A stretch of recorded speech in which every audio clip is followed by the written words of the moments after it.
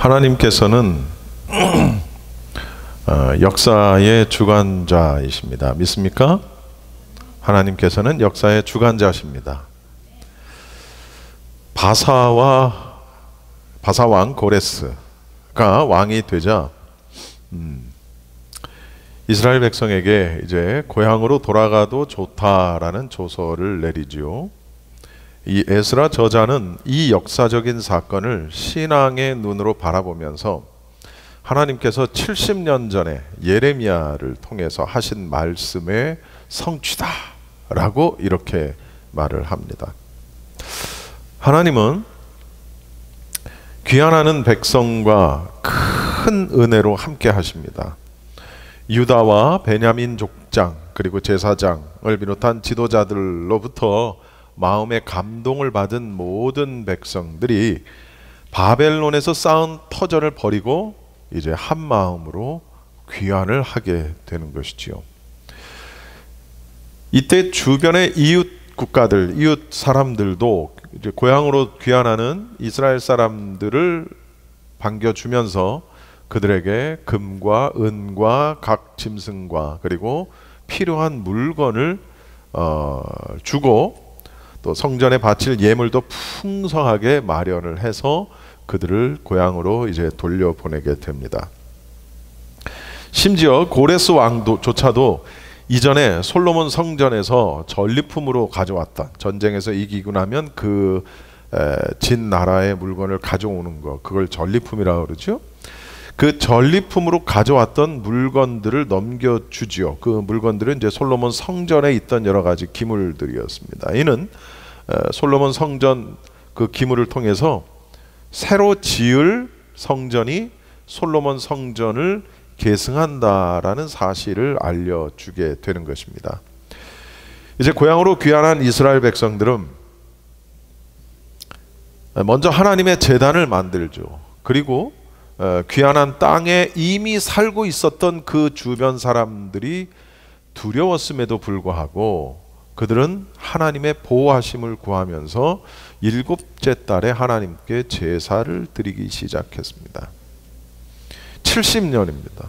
그러면 70년 동안 이미 그 땅을 차지하고 있었던 사람들이 있었을 거 아니에요. 그죠?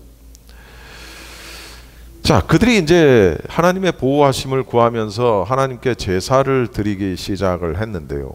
그들은 바벨론에서 무사히 귀환한 것을 감사하고 그리고 이 척박하고 위험한 현실 속에서 하나님만을 의지하리라 라고 이렇게 막 굉장히 굳게 다짐을 했을 겁니다. 그들은 당연히 자기들을 지킬 군대도 없었고 당연히 성벽도 없었고 이런 상황에서 성전 건축보다도 그들은 이제 제사하죠. 오늘 우리식으로 얘기하면 예배를 우선시하고 은혜에 감사하면서 하나님께 도움을 요청을 하게 되는 것이죠. 2년이라는 준비 기간을 거치게 됩니다. 2년이라는 준비 기간을 거쳐서 드디어 수룹바벨과 예슈아라는 그 지도자들의 지도하에 드디어 성전을 건축하기를 시작합니다. 심지어 그들은 착공식을까지 하기도 해요. 고향에 돌아와서 성전을 다시 짓게 된 것이 하나님의 선하심과 하나님의 인자하심 때문이다 라며 감사의 고백을 드리기 시작을 하죠. 모두가 기쁨의 찬양을 드릴 때 첫 성전, 그러니까 무너진 옛 성전을 봤었던 이들은 통곡을 합니다. 물론 그 사람들은 나이가 많은 사람들이겠죠. 예전에 세워져 있었던 그 웅장하고 아름다웠던 그 성전이 다 무너지고 이제 그곳에 다시 성전이 올라가는 것을 볼 때 그들의 심정이 어땠을까요? 통한의 어떤 눈물을 흘리기 시작하는 거예요. 왜? 그 성전이 무너졌던 건 자신들의 죄 때문에 무너졌던 거거든요. 그거를 아는 그들은 회한의 통곡을 하게 되는 거예요. 물론 기쁨과 찬양도 있었지만 회개의 눈물도 있었다라는 거예요. 자, 그렇게 이스라엘 공동체는 새롭게 시작을 합니다. 이게 에스라서 3장까지의 본문입니다. 제가 이제 요약을 하는 거예요. 자, 보세요. 모든 것이 순조롭게 잘 잘 진행이 되는 것 같아요. 특별히 여러분 알다시피 성전 재건축은 사람들의 뜻이 아니었어요. 무슨 얘기냐면 그들이 어떻게 해서든지 성전을 건축하려고 애를 썼다거나 막 고레스 왕을 찾아가서 설득을 했다거나 아니면 전쟁을 했다거나 그게 아니었다고요. 그죠? 이것은 온전히 하나님의 뜻이었고 하나님의 인도하심이었다라는 겁니다. 그런데 여기서부터가 중요한 겁니다. 그런데 그것이 하나님의 뜻이었고 그것이 하나님의 인도하심으로 이루어진 하나님의 인도하심이 계셨는데도 불구하고 모든 것이 순조롭게 진행되지 않았다는 것입니다. 네. 이게 굉장히 중요합니다. 우리는 하나님의 사역이라 할지라도 항상 순조로운 것은 아니라는 사실을 알아야 합니다. 성전 건축을 방해하려던 이들이 등장을 한 겁니다. 이제 성전 재건축에 착수한 지 얼마 되지 않아서 근처에 살고 있던 사마리아인들이 성전 재건축에 자신들도 동참하겠다라고 이렇게 주장을 한 거예요. 우리가 이제 뭐 기본적으로 알다시피 사마리아 사람들은 혈통적으로도 혼합되어 있고, 그죠? 그리고 당연히 신앙적으로도 혼합되어 있는 혼합주의적. 혈통은 물론 신앙까지 이스라엘 사람들이 가장 중요하게 여기는 이 두 가지에 있어서 사마리아 사람들은 완전히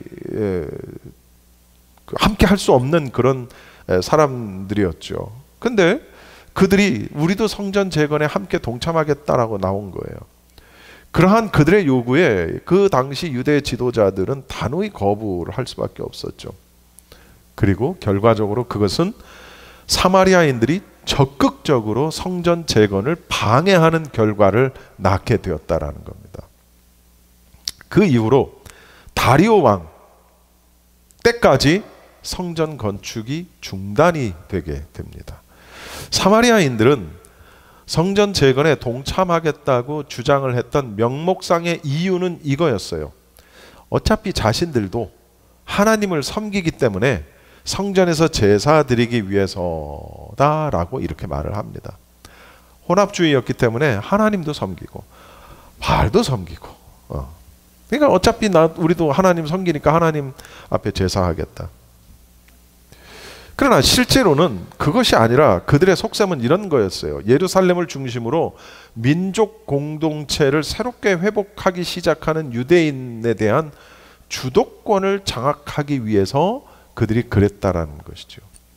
이 말은 무슨 말이냐? 다시 말하면 북이스라엘이 멸망한 후에 아수르에 의해서 사마리아에 살게 된 이민족들이 유다 왕국이 멸망을 하고 그 백성들이 바벨론으로 끌려간 후에 이제는 마치 자신들이 그 지역, 팔레스틴 그 지역을 자신들의 동무대로 여기고 살았던 거예요. 오랜 세월 동안을. 그런데 1차 포로로 끌려갔던 유다 백성들이 70년 만에 다시 돌아와서 성전을 재건을 한다는 거예요. 그건 무슨 얘기냐? 하나님 왕국, 즉 신정 왕국을 다시 세우려고 하는 거죠. 그럼 이 사람들 입장에서 어떤 생각을 하게 되냐면 기득권을 자기들이 유지를 하고 있었는데 그것을 자기들이 차지하고 있었고 자기들이 유지하고 있었는데 저들이 돌아와서 성전을 짓고 다시 민족이 결성이 되면 자신들의 기득권이 빼앗길 수밖에 없는 거예요. 그래서 그 기득권을 빼앗기지 않기 위해서, 다시 말하면 기득권을 유지하기 위해서 교묘하게 방해 공작을 펼치게 된 것이죠. 이러한 속셈을 간파한 유다 지도자들이 자신들의 신앙의 순수성을 지키기 위해서라도 그 제안을 거절할 수밖에 없었다는 겁니다. 여러분, 우리는 먼저 여기서 아주 중요한 삶의 두 가지 교훈을 얻게 됩니다. 첫째 뭐냐면 하나님의 백성으로서 믿음과 삶의 순수성에 해가 될지 모르는 그 어떤 타협도 우리는 철저하게 배격해야 한다는 겁니다. 할렐루야. 여러분, 타협. 요즘 정치사회에서 가장 많이 쓰이는 단어가 대화와 타협. 협치. 네. 여러분, 대화, 타협, 협치, 이게 부정적인 단어가 아니에요. 그죠? 타협이라는 게 뭡니까? 어떤 두 의견이 팽팽하게 맞설 때 대화를 통해서 서로 조금씩 양보를 해가지고 어떤 합의점을 딱 도달하는 걸 타협이라고 하는 겁니다. 이건 굉장히 중요한 거고 좋은 겁니다. 싸움을 방지하는 그런 기술이에요. 이걸 잘해야 정치적 수완이 있다, 이렇게 얘기하는 거예요. 그리고 이걸 잘해야 진짜 리더다, 리더로서 어떤 그런 능력이 있다, 이런 인정을 받게 되는 거거든요. 그렇다면 타협에 반대되는 말을 찾는다면 뭘까? 에? 독선. 그거는 약간 부정적인 의미고, 조금 긍정적인 의미로 원칙. 예. 그리고 아까 독선 하셨는데 똑같은 얘기인데 고집. 네. 좋게 얘기하면 원칙, 나쁘게 얘기하면 독선과 고집. 원칙을 깨고 끝까지 밀고 나가는 게 고집이고 독선이죠. 그런데요, 여러분, 신앙에서 가장 중요한 것은 바로 이 원칙과 고집이라는 거예요. 무슨 얘기냐?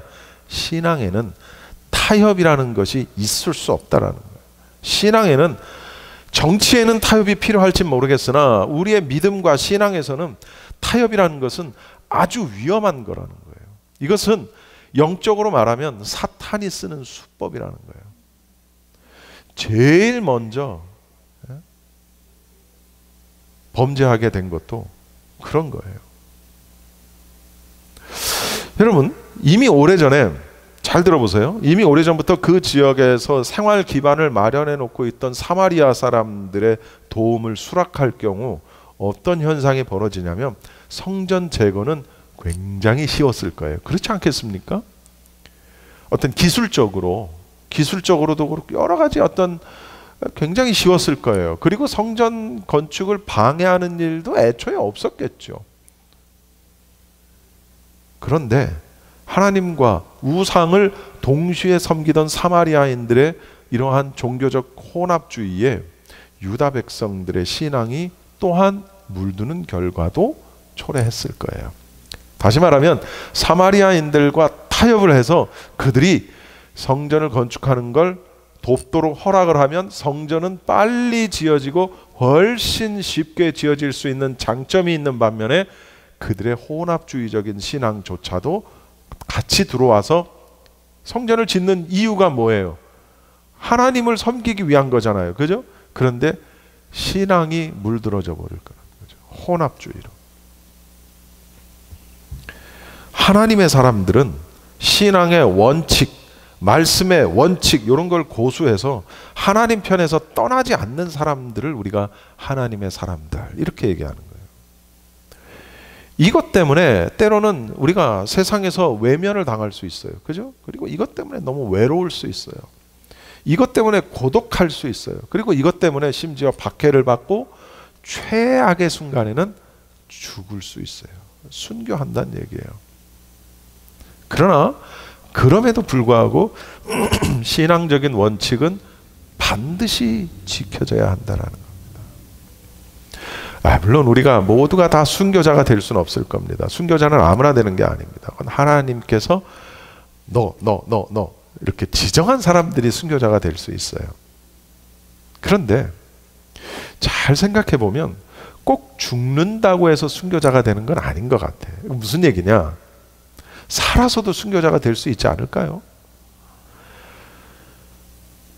비진리와 또는 불의와 타협하지 않고 원칙과 진리를 위해서 모든 불이익을, 손해를 감당하면서도 끝까지 믿음을 지켰다.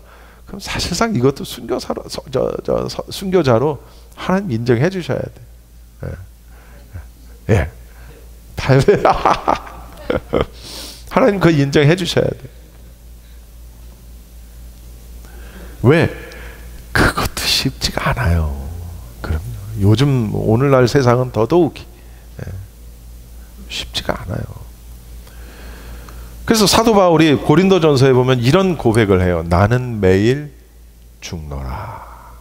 나는 매일 죽노라. 그래서 사도 바울은 순교자적인 신앙의 모델이 된 거예요. 물론 바울이 실제로도 순교를 하셨지만, 그러나 그가 살아있을 때도 이미 그는 매일 죽노라. 여러분, 신앙은 원칙이라는 거예요. 신앙은 다른 종교와의 타협이나 배려나 혹은 세상의 이익과 세상의 불의와 타협하고, 하나님, 요렇게 하는 게 더 낫지 않을까요? 아무리 생각해도 하나님, 요거는 좀 양보를 해 주시지요. 이렇게 하면 말이죠, 하나님, 이 사람도 좋고 이 사람도 좋고 이 사람도 좋고 하나님 영광 받으시고 저도 좋고 누이 좋고 매부 좋고, 그러지 않을까요, 여러분? 근데 떠나면 그것이 타협입니다. 세상이 아무리 변해도 이 원칙은 변하면 안 된다는 거죠. 그리고 이 원칙을 고집스럽게 지키며 사는 사람들을 우리는 뭐라고 하느냐? 그리스도인, 제자. 아니요, 그건 조금 디테일로 들어가는데, 원칙은 진리에 대한 것을 이야기하는 겁니다. 그런데 그 진리 안에는 율법도 있죠. 그래서 우리가 성경에서 말하고 있는 계명이라든가, 좋은 질문을 하셨어요. 계명이라든가 어떤 여러 가지 것들이 있잖아요. 뭐 성전을 짓는 거, 이건 율법은 아니잖아요. 비단 율법도 그렇고 율법이 아닌 상황 속에서도 우리가 삶 속에서 부딪히는 여러 가지, 이건 성경에서 하라 하지 마라라는 내용이 없는 것도 많잖아요. 그런 것들을 우리가 성경으로 조명을 했을 때, 말씀으로 조명을 했을 때, 다시 말하면 이스라엘 사람들은 사마리아 사람들이 와서 같이 지어주면 편하고 빨리 성전이 건축될 수 있다는 걸 알았지만, 그러나 그렇게 되면 너희들이 가지고 있는 신앙적 혼합주의가 우리에게도 물들 거 아니야 라고 말하는 그런 것들. 근데 그게 성경에 이렇게 했을 땐 이렇게 성경 사람들과 이런 사람들과 성전을 짓지 마라, 이런 말씀은 없단 말이에요. 그러니까 계명과 율법은 말할 것도 없을 뿐더러 전체적인 삶의 어떤 양태 속에서 그것이 비성경적인 것이다라고 판단이 됐을 때는, 다시 말하면 비진리, 아까 얘기했죠? 비진리적인 것, 혹은 더 나아가서 불의한 것. 예를 들면 내가 회사를 운영하기 위해서 이 사람에게 뇌물을 조금만 주면, 조금만 떡값을 주면 훨씬 많은 내 100명의 직원들이 편해질 수 있고 사업이 이루어지면. 제가 어제 제 친구를 만났어요. 그 한국의 고등학교 친구가 지금 미국에 와서 이제 오늘 저녁에 가는데, 어제 식사를 하면서 그런 얘기를 했어요. 그래서 이런저런 얘기하다가 이제 우리 친구들 어떻게 지내, 누구 어떻게 지내, 누구 어떻게 지내, 이런 얘기를 했는데, 제가 태권도부였잖아요. 그 태권도부 같이 운동을 하던 친구가 있어요. 그 친구가 우리 김한섭 집사님만큼이나 키가 커요. 이거 키도 큰데 몸도 좋아. 근데 내가 갑자기 그 생각이 나서 어떻게 지내 했더니, 아우, 걔는 떼부자가 됐어. 우리 동기들 중에 제일 부자일 거야. 그래서 어떻게 그렇게 됐어? 전문대를 나와가지고 9급 공무원 시험을 보고 9급 공무원이 돼서 들어갔는데, 그게 무슨 그러니까 이제 건축 관련 그런 부서에 들어가서 20년을 일을 한 거예요. 20년을 공무원 생활을 하고 그만두고 뭘 차린 거야. 이 친구가 20년을 공무원 생활을 했으니까 건축을 할 때 뭐가 필요하고 뭐 어떻게 해야 이게 공무원들이 오케이 사인을 하는지를 너무나도 잘 아는 거예요. 그리고 20년을 했으니 선배도 물론 있지만 얼마나 많은 자기가 가르친 후배도 있고 얼마나 많은 사람들이 있어. 그래가지고 설계 사무실을 딱 차린 거예요. 설계 사무실을. 그리고 이제 건축과 관련된 사람들이 오면 그 사람들 걸 보고 이게 통과될 건지 말 건지, 또는 조금 부족한데 그냥 이런 부분들은 또 자기 후배들에게 가서 조금 이렇게 저렇게 해가지고 20년 뒤에 은퇴한 뒤에 그가 그 친구 말론 그래요. 내 생각에는 한 100억은 벌었을 거야 그러더라고요. 100억은. 걔는 우리하고 차원이 달라. 여러 가지 얘기를 했어요. 제가 그 얘기를 들으면서 무슨 생각을 했냐면, 그렇게 해서 은퇴한 뒤에 100억을 버는 동안에 부정이 한 번도 없었을까? 그러기 쉽지 않았을 거예요. 그렇죠? 아무리 생각해도 어떤 좋은 방법을 제시했을 수도 있지만, 그러나 또 조금 안 되는 거를 조금 이렇게 받아가지고 야 해줘 이랬을 수도, 이런 경우도 많았을 거라고 나는 봐요. 네. 전혀 그런 경우가 없지 않았을 거라고 봐요. 그러면 우리 크리스찬들이 그런 위치에 서 있다면 그렇지 않을 수 있느냐라는 거죠. 조금만 그냥 이렇게 하면 얼마든지 누이 좋고 매부 좋고 삼촌 좋고 가족 좋고 다 좋고, 그리고 그 건축 그 하는 사람에게 딸린 식구가 또 얼마나 많을 거야. 그리고 그 가족들은 또 얼마나 많을 거야. 그냥 이렇게 해서, 그러니까 이 사람한테 받아서 자기 챙기고 이 사람 좀 주고 뭐 이러면서 20년 이후에 나머지 해가지고 번 돈이 100억은 넘을 거야 그러더라고. 근데 저는 그게 부럽지 않았어요. 타협을 하면 그런 좋은 떡고물이 떨어지는 거예요.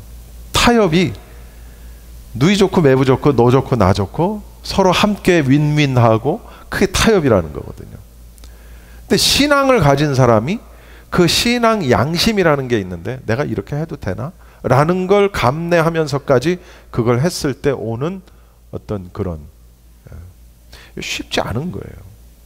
여러분, 성도들은 세상이 아무리 큰 만족과 혹은 평안함을 제공한다 할지라도 거기에 현혹이 돼서 하나님의 거룩한 백성으로서 견지해야 할 믿음의 자세를 잊어버리면 안 된다는 거죠. 내가 100억의 빚을 지는 한이 있더라도, 100억을 버는 게 아니라 100억의 빚을 지는 한이 있더라도, 내가 그것 때문에 감옥에 가는 한이 있더라도, 내가 부정해서 감옥에 가는 것이 아니라, 그 다음 두 번째로 또 우리가 밝히 깨달아야 할 중요한 것이 뭐냐면 분별력입니다. 영적인 분별력. 무슨 얘기냐? 여러분, 이런 말 들어보셨습니까? 아무 정보도 가지고 있지 않은 것이 거짓 정보를 가지고 있는 것보다 낫다. 이런 말이 있어요. 여행자들에게 잘못된 정보를 제공하게 되면 어떻게 되죠? 엉뚱한 방향으로 가는 거예요. 엉뚱한 기차를 타고 가는 거예요. 부산 가는 기차 타야 되는데 평양 가는 기차 타는 거예요. 심각한 결과를 가져오게 되는 거예요. 마귀는 이 세상에 수많은 인쇄물, TV, 라디오, 그리고 요즘에는 유튜브, 그리고 심지어 이러한 강단을 통해서 자기 주장을 전파합니다. 지지난주 집사람과 함께 어느 기도 모임을 갔습니다. 기도를 좀 해야 되겠다 생각을 해서 기도 모임을 갔는데, 그날 그 목사님이 주님이 다 이루셨다, 주님이 다 이루셨다라는 제목의 설교를 합니다. 그러면서 뭐라고 설교를 하냐면, 주님의 십자가로 인해 우리의 과거의 죄와 현재의 죄와 미래의 죄가 다 용서되었다라고 설교를 해요. 그러면서 결정타를 날리는데 뭐라고 얘기하냐면, 우리는 믿음으로 구원 얻는 거지 회개로 구원 얻는 게 아니다 라고 딱 얘기를 하는 거예요. 이게 누가 주장하는 거예요? 구원파가 주장하는 거예요. 그리고 성도들은 아멘. 저는 뒤에서 그걸 이렇게 보면서, 야, 이게 큰일 났구나. 여러분, 90%가 진리고 10%가 거짓인 경우가 있고, 또 반대로 10%가 진리고 90%가 거짓이에요. 90%가 진리고 10%가 거짓. 10%가 진리, 90%가 거짓. 어떤 게 더 분별하기 쉬울까? 어느 게 더 위험할까요? 10, 90? 또 다른 의견. 90, 10. 왜요? 권사님은? 어?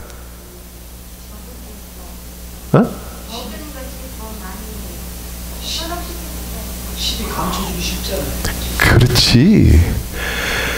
90%의 진리 속에 숨어 있는 10%는 찾을 수가 없어요.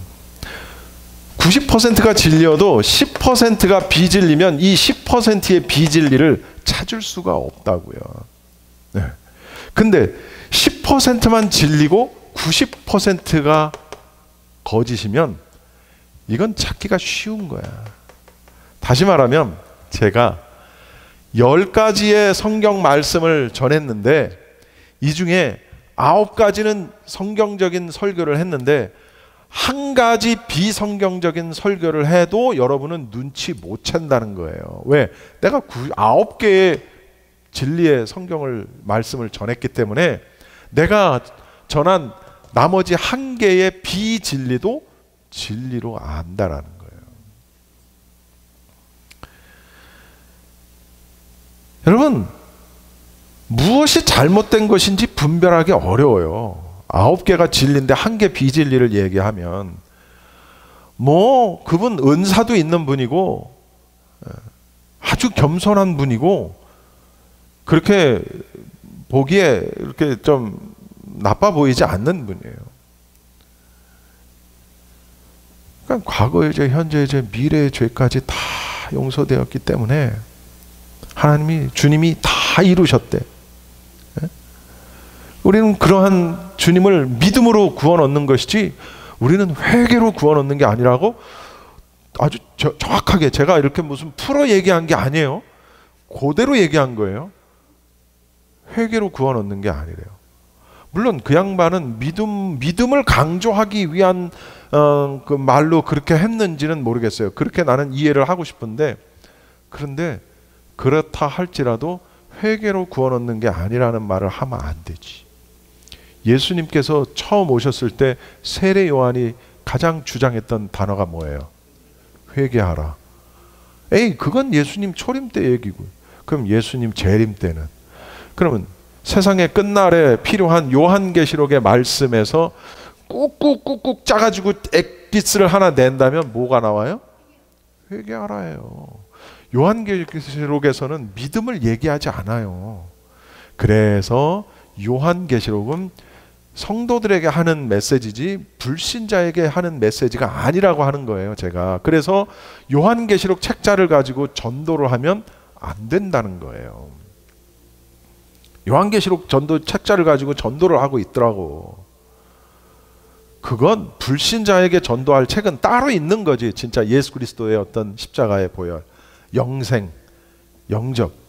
계시록은 그게 아니라고요. 무슨 얘기냐? 거짓은 진리의 옷으로 위장할 수 있다는 거예요.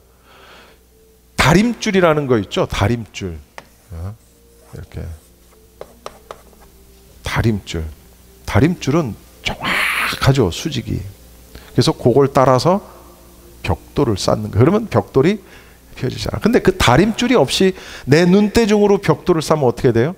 처음에는 잘 쌓아지는 것 같으나 갈수록 어디 한쪽으로 흘러가게 돼 있어요. 뭐 그걸 눈치채고 또 이렇게 잡으면 이제 결과적으로 보면 이렇게 되는 거예요. 아까 굉장히 좋은 질문을 하셨는데 이 다림줄이 뭐냐면 성경이라는 거예요. 성경에는 우리가 알아야 할 것들이 구체적으로 나와 있는 것도 있지만 구체적으로 나와 있지 않는 것도 있어요. 그래서 그걸 성경을 조명해서 보라라는 의미가 뭐냐면 조명이 나를 지금 비추고 있잖아요. 근데 저 조명을 다 끄면 내가 보이겠어요? 보여도 확실하게 안 보일 거야. 그런데 조명을 딱 켜면 내가 딱 보이잖아요. 성경이 그렇게 불을 비춰서 보여주는 조명이라는 거예요. 그리고 또 하나 다림줄이라는 거예요. 성경이 내가 정확하게 수직으로 벽돌을 쌓을 수 있는 이게 기준이 된다는 거예요. 기준이. 그래서 성경을 읽어야 된다. 그리고 그 말씀으로 살아나가는 동력원이 바로 기도다 해서 성경과 기도를 그렇게 강조를 하는 겁니다. 성도들은 마귀의 세력이 지니는 이 교묘한 계략을 간파하거나 물리칠 수 있는 영적인 분별력이 있어야 한다. 사마리아인들이 내세웠던 그 그럴듯한 핑계 가만히 생각해 보니 그러네. 너희들도 제사를 드리겠다고? 그래. 뭐 그럴 수 있지. 그리고 또 너희들이 도와주면 금방 또 성전을 지을 수 있겠지. 그래. 같이 지어. 이렇게 하지 않았다고요. 스룹바벨과 예슈아는.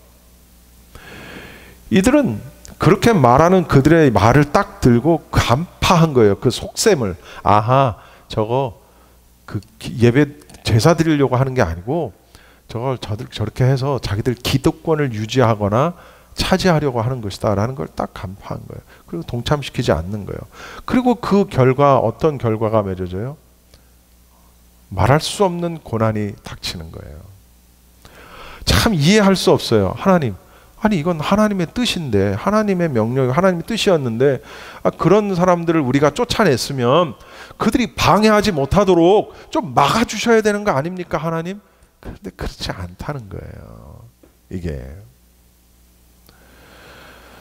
많은 선지자들이, 거짓 선지자들이 온갖 그럴듯한 방법으로 성도를 미혹하고 있는 이때에 우리는 이게 성경적인 것이다 아니다를 분별할 수 있어야 된다는 거예요. 한 번 구원은 영원한 구원이고 이 과거 현재 미래 그리고 구원은 믿음으로 받는 거지 회개로 받는 것이 아닙니다 여러분 했을 때 아멘 하면 안 된다고. 근데 그 모임에 한 30명 40명 앉아있는 사람들이 아멘 그러는 거야. 저는 저하고 집사람은 뒤에서 이렇게 보면서 저분이 은사는 참 좋은 은사를 가지고 있는데 정작 말씀의 은사는 없구나. 그렇다고 뭐 그분이 가방끈이 짧은 것도 아니에요. 총신대 나왔고 칼이 아니라 뭐지? 풀러 나온 분이에요. 총신대 풀러. 공부도 할 만큼 한 분이에요. 영어도 잘해.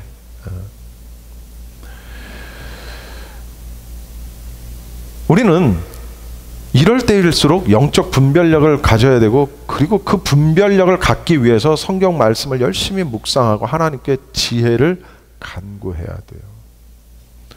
다시 본문으로 돌아와서 마무리하겠습니다. 사마리아인들의 동참을 거절한 이후에 본격적인 성전 재건 방해 공작이 시작됐어요. 아까도 얘기했지만 이 괴롭힘과 방해는 그냥 한 몇 개월 아니요 16년 동안 다리오 왕 때까지 이어지게 되는 거예요. 16년 동안. 그 방해 공작에는 첫째 협박, 둘째 관리인들에게 뇌물을 줘가지고 일하지 못하도록, 그리고 마지막에 심지어 왕에게 모함하는 편지를 써서 왕으로 하여금 성전 재건을 중단하도록 만드는 그런 희망적으로 시작된 이 성전 건축은 적들의 방해로 인해서 성전 재건을 중단하라라는 조서까지 내려져서 결국은 중단이 되고 말아요. 여러분, 우리는 우리 하나님의 사역을 방해하고 성도들을 모함하기 위한 사탄의 술책이 얼마나 끈질긴지를 알아야 돼요. 사탄은 하나님의 나라가 확장됨으로 인해서 자신의 영역이 축소되는 것을 막기 위해서 자신의 하수인들을 동원해서 일을 방해한다는 거예요. 그럴수록 성도들은 믿음 가운데서 인내하면서 더욱 하나님의 도우심을 바라보는 자세를 가져야 된다는 것이죠. 이게 바로 성도의 견인이라는 거예요. 이렇게 성전 재건의 꿈은 모두 다 사라져버릴 것만 같았어요. 그러나 하나님께서는 선지자들을 보내셔서 당신의 뜻을 전하십니다. 성전 재건은 바사 제국의 새로운 통치자, 즉 다리오가 왕이 됐을 때 하나님께서 학계, 성경에도 있죠. 그 다음 스가랴, 학개와 스가랴, 오늘 이제 읽은 본문이 5장 1절, 선지자 학개와 이또의 손자 스가랴가 이스라엘의 하나님의 이름으로 유다와 예루살렘에 거주하는 유다 사람들에게 예언하였더니, 성전 재건을, 성전 건축을 다시 시작하라라고 촉구하는 겁니다. 사마리아 사람들 때문에 성전 재건을 중단하고 심지어 신앙적인 열정마저도 상실한 채 세월을 보내고 있던 유다 백성들에게 이 학개와 스가랴 선지자는 그들의 무사한 일, 그들의 그러한 나태, 지쳤겠지, 안 그랬겠어요? 먹고 사는 것도 힘들었을 건데 성전 건축까지 하려고 얼마나 애를 썼어요. 그런데 그냥 방해하고, 그러면 어떨까요? 처음에는 뭐 그래도 어떻게 해보려고 했겠지. 그러나 그것이 점점점 시간이 지나고 먹고도 살아야 되겠고, 아휴, 이렇게 되는 거예요. 에휴, 모르겠다, 이렇게 되는 거예요. 그렇지 않습니까? 그런데 이 학개와 스가랴 선지자의 질책을 받은 이스라엘 사람들이, 유다 백성들이 다시 성전을 지으려고 하는 순간, 이번에는 유브라데강 서부 지역을 관할하던 바사 제국의 총독이 이의를 제기합니다. 그게 오늘 읽은 거예요. 유브라데강 건너편 총독 다뜨네와 스달보스네와 그들의 동관들이 다 나와 그들에게 이르되, 성전을 건축을 하려고 했더니 누가 너희에게 이 성전을 건축하고 이 성곽을 마치게 하였느냐라고 묻는 거예요. 근데 유다 백성들이 이때는 지져라, 개가 짖는다고 기차가 서냐, 이런 거지. 그냥 무시하는 거예요. 무시하고 공사를 계속 하니까 이 총독이 다리오 왕한테 편지를 씁니다. 이 성전 재건을 지금 다시 하고 있는데 이거 적법한 겁니까? 라는 문의를 하게 되는데, 그게 6절이에요. 5절이에요. 4절이에요. 그리고 5절에 보면 결론입니다. 하나님이 유다 장로들을 돌보셨으므로 그들이 능히 공사를 막지 못하고, 이제는 하나님이 개입을 하시는 거예요. 하나님이 어떻게 돌보시는 거예요. 유다 장로들이라는 건 유다의 지도자들, 그들을 돌보셨으므로 그들이 능히 공사를 막지 못하고 이 일을 다리오 왕에게 알리고 그 답장이 오기를 기다렸더라. 막지는 않는 거예요. 그리고 이제 성전 건축이 이루어지게 되는 거죠. 여기서 결론적으로 중요한 교훈을 우리가 얻게 되는 것이 뭐냐? 여러분, 우리가 믿음과 용기를 갖고 하나님의 뜻을 담대하게 수행해 나가면 비록 도중에 부딪히는 온갖 어려움들이 있을지라도 능히 극복해낼 수 있다는 겁니다. 할렐루야. 우리의 믿음은 평안할 때가 아니라 문제가 생겼을 때 증명된다는 것입니다.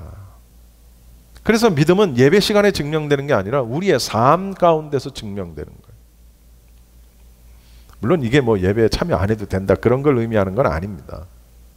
어려움이 닥쳤을 때 내가 어떻게 하느냐. 에이, 아유, 내가 그럴 줄 알았어. 아유, 될 대로 돼. 아유, 먹고 살기도 힘든데. 누구를 의지하느냐. 유다 백성들은 그러한 과정을 겪은 다음 다시는 외부 공격에 좌절하지 않고 성전 공사를 계속 진행을 합니다. 그리고 새로운 성전이 완공이 됩니다. 마찬가지로 아무리 대적 마귀가 우는 사자처럼 두루다니면서 삼킬 자를 찾고 있다, 그럴지라도 성도들은 에이, 삼켜라. 믿음을 굳게 하고 마귀를 대적해야 된다는 거예요. 그러니까 우리의 싸움은 혈과 육이 아니라는 거예요. 악한 권세, 마귀 권세와의 싸움이 우리의 싸움이지, 믿음의 싸움은 너와 나의 싸움이 아니라는 거예요. 그래서 믿음을 굳게 하고 마귀를 대적하면 우리가 승리할 수 있다는 거예요. 물론 그 과정 속에 우리가 많은 일들을 겪지. 이것이 하나님의 뜻이고 하나님의 인도하심이었으면 그런 걸 하나님이 중간에서 다 막아주셔야 되는 것 같은데, 때로는 하나님이 그걸 보고만 계실 때도 있다고요. 어떤 식으로든 개입을 하셔서 우리를 지켜주시기도 하지만 어떨 때는 장시간 동안 그래서 하나님 살아 계신가 이런 의구심이 들 때가 있다고요. 그러나 그 어떤 일이라도 하나님이 안 계시는 것 같은 상황 속에 있을지라도 그 배후에서는 우리를 돌보시고 계시는 하나님이 계시다는 걸 잊어서는 안 된다는 겁니다. 어제도 계셨고 오늘도 계시고 장차 오실 주님, 역사하시는 하나님, 우리의 찬양 가운데 계시는 하나님. 하나님은 하나님께서 정하신 시간에 하나님이 약속하신 모든 것을 반드시 이루신다는 것을 우리는 믿어야 합니다.